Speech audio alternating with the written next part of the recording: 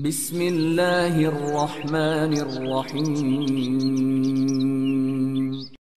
Assalamualaikum warahmatullahi wabarakatuh. Ikhwafillah yang dirahmati oleh Allah Subhanahu wa taala. Semoga kita mendapatkan keberkahan atas segala sesuatu yang ada pada kehidupan kita, khususnya untuk para subscriber Islamic 7 Daily. Well, hari ini aneh pagi-pagi dapat notifikasi dari channel yang aneh subscribe. Baguslah untuk sebagai kasana pengetahuan kita lah ya. Kita langsung aja lihat. Jadi ini baru aneh tonton sedikit. Nama channelnya Anti Majus Indonesia Malaysia. Jadi channel ini membahas tentang Syiah, dari akidahnya, dari riwayat-riwayat hadis yang mereka riwayatkan, dari klinik-kliniknya lah, pokoknya segala macam bentuk Syiah dikupas di sinilah ya. Jadi notifikasi video terakhirnya yang Anda terima ini ya 11 jam yang lalu. Begitu buka komputer ada notifikasinya. Thumbnailnya mengapa Habib milenial menghina sahabat Nabi. Well, kita klik aja ya, kita klik. Kita cepetin dikit. Nah, Habib milenial hina sahabat Nabi Muhammad SAW. Kita lanjut.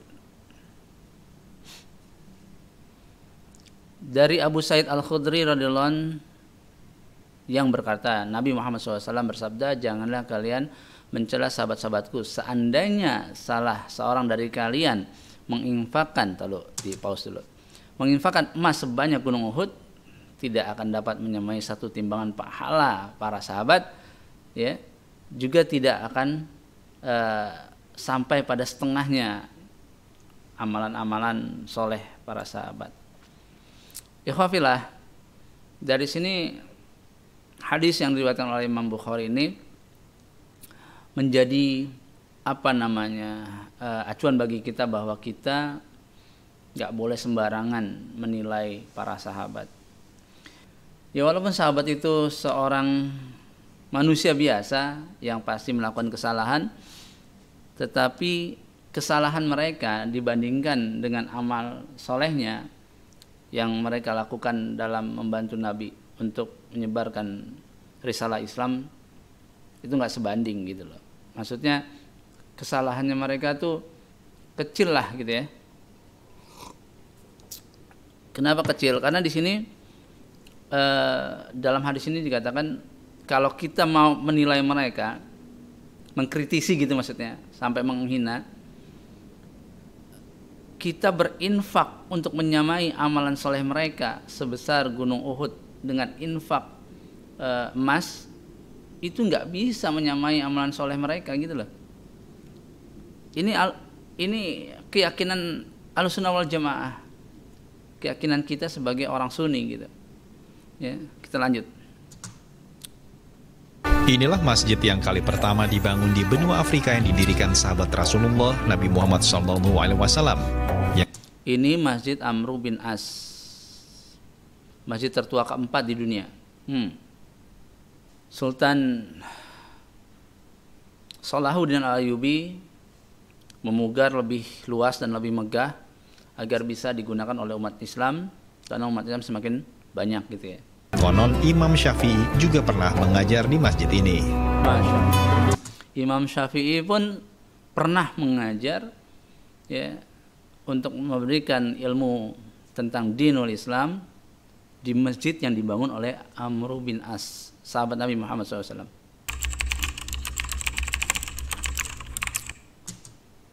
Apa nih? Amr bin As radhiyallahu anhu berjasa besar mendirikan masjid dan pusat pendidikan Islam pertama di benua Afrika. Namun Habib milenial menghina dan samakan sahabat Nabi Muhammad SAW itu seperti koruptor pencuri uang rakyat. Ini dia.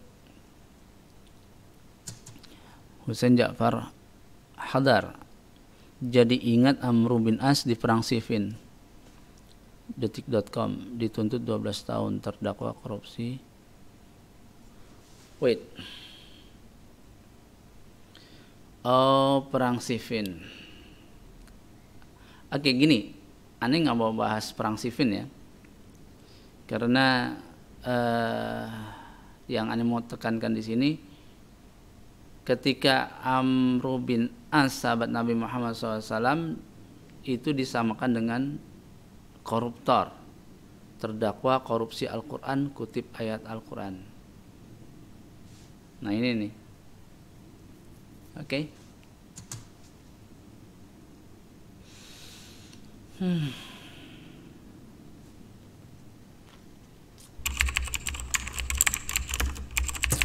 Baca juga fitnahnya di jurnal Fakultas Ilmu Usuluddin UIN Syarif Hidayatullah berjudul Falsafah Politik Wilayah Al-Faqih, Sistem Politik di Iran. Oh, dia menulis bahwa terpilihnya Sayyidina Abu Bakar adalah awal sekularisme dan politik yang jauh dari nilai Islam, padahal justru beliau adalah pemimpin yang menjunjung tinggi Islam dan melawan orang munafik yang murtad dan menolak hukum Islam. Pada saat itu adalah zakat yang ditolak. Nah ini ya, Usuluddin. Oke, ini gedung Fakultas Usuluddin UIN, ya ini di Ciputat ya. Husain Ja'far, ini tulisannya benar, Husain Ja'far. Alright. Bahasa Inggris ya. Nah ini Husain Ja'far, Falsafah Politik Wilayah Al-Faqih. Oke.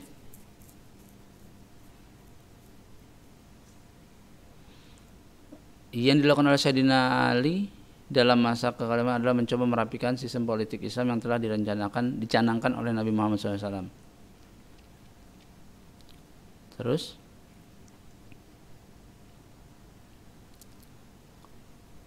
pasalnya di zamannya sistem politik muslim sudah terbentuk dengan rupa yang terbentuk nilai Khalifah Ali telah keluar.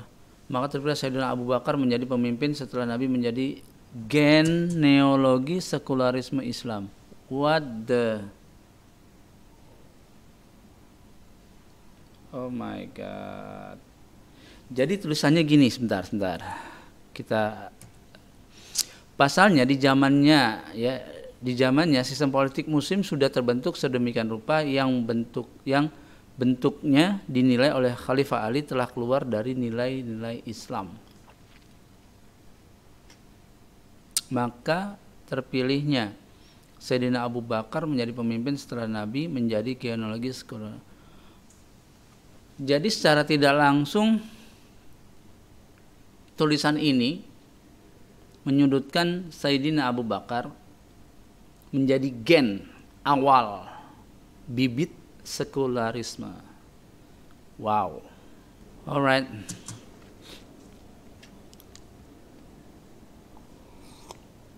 Lanjut. Syiah ini juga menulis bahwa setelah Rasulullah SAW wafat, hanya kepemimpinan Sayyidina Ali yang menerapkan keadilan. Jadi Husain Ja'far Al-Hadar, tretan pemuda tersesat ini Syiah atau apa? Cek lagi ya. Keadilan pernah diterapkan oleh Nabi Muhammad SAW dan Imam Ali. Jadi sebelum Imam Ali tidak ada keadilan di situ. Yang memiliki keadilan menurut tulisan ini adalah ketika Nabi Muhammad memimpin dan Imam Ali memimpin. Padahal kita tahu bahwa Baitul Mal pertama kali yang membuat itu adalah Umar bin Khattab, yang memang notabene para Syi'i ini membenci gitu ya, membenci Umar bin Khattab. Kita pernah tahu lah ceritanya, Umar bin Khattab bagaimana dengan seorang ibu yang memasak batu ya.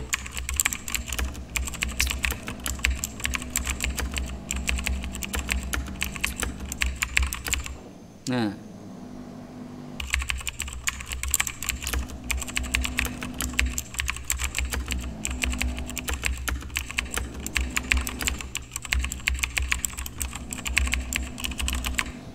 Nah ini dia, bahwa slogan Islam cinta, tetapi hobi fitnah dan benci sahabat Nabi Muhammad SAW. Ya, apa ya, mereka di depan orang-orang Ahlus Sunnah wal Jamaah atau orang-orang Sunni ini mengaku mencintai, ya mirip dengan kita lah ya. Tetapi di belakangnya mereka itu membenci Ahlus Sunnah wal Jamaah. Disebut di sini sebagai taqiyah. Ya. Kita lanjut ya. Apa nih? Usul Kafi kitab hadis Syiah, Kitabul Iman wal Kufur, bab taqiyah, hadis nomor 2 dari Abu Umara Al-Ajami, Imam Abu Abdillah, Abu Abdillah alaihissalam. Gelarnya alaihissalam. Oke. Wahai Aba Umara, 9/10 bagian agama adalah taqiyah, dan tidak beragama mereka yang tidak bertaqiyah. Wait. Bagian 9/10 bagian agama adalah taqiyah, dan tidak beragama mereka yang tidak bertaqiyah. Jadi akidah Syiah dalam kitab Usul Al-Kahfi, kitab hadis mereka, itu kitabnya itu jelas ya, dipoto sama admin anti majos ya, bahwa ada hadis di kitab Al-Kahfi, Usul Al-Kahfi, bahwa agama mereka itu mewajibkan bertaqiyah. Maka tidaklah beragama, artinya murtad, kalau mereka tidak bertaqiyah. Berbohong, bertaqiyah itu berbohong. Kalau di depan kita dia tidak berbeda, sama kita. Tapi di belakang kita, di belakang Ahlus Sunnah wal Jamaah, mereka berbeda dengan kita. Jadi ikhwafillah, yang bisa kita ambil dari tayangan ini, bahwa gelar radhiyallahu an itu bukan mereka, bukan sahabat yang mau. Yang memberi gelar adalah Allah Subhanahu wa taala. Ya. Allah ridha kepada mereka karena mereka ridha kepada Allah. Diatur bagaimana aja sama Allah, mereka ridha. Ya. Gelarnya radhiyallahu an. Kalau sekarang orang mencari gelar doktor, ya, sarjana, S2, S3, terus profesor. Jadi gelar yang dipakai manusia pada saat ini tidak akan menyelamatkan kita di yaumil akhir. Yang bisa menyelamatkan kita adalah ketika Allah meridai kita, meridai semua amalan-amalan soleh kita. Dan amalan soleh tidak akan Allah ridai tanpa mengikuti jejak para sahabat Nabi Muhammad SAW. Mengikuti Nabi, mengikuti para sahabat Nabi yang telah Allah ridai, maka insya Allah amalan kita juga Allah ridai. Gitu. Jadi sarjananya kita, gelar sarjana kita, gelar PhD-nya kita, gelar masternya kita, hatta sampai gelar Ustadz LC gitu ya, MA, atau gelar habaib sekalipun tidak akan bisa menyelamatkan kita. Kiai kayak Gus kayak, itu kan gelar semua tuh, itu nggak bisa menyelamatkan kita, kecuali ketika Allah telah meridhai apa yang telah kita lakukan atas perintah-perintah Allah dan larangan-larangan Allah. Ya, Masya Allah. Akhirul kalam, stay close with Quran. Jangan jauh-jauh dari Al-Quran. Dan jangan jauh-jauh juga dari ulama. Ya, bahaya. Tahun ini penuh dengan fitnah.